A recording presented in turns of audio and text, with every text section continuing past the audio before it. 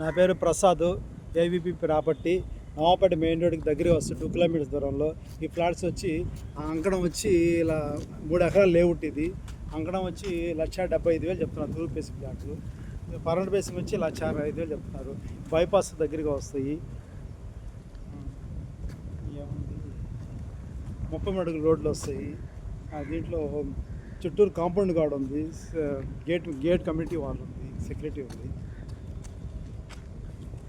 24 hours current అంతా ఉంటుంది. House పర్పస్కి హౌస్ కూడా చాలా మంది దీంట్లో కడుతున్నారు.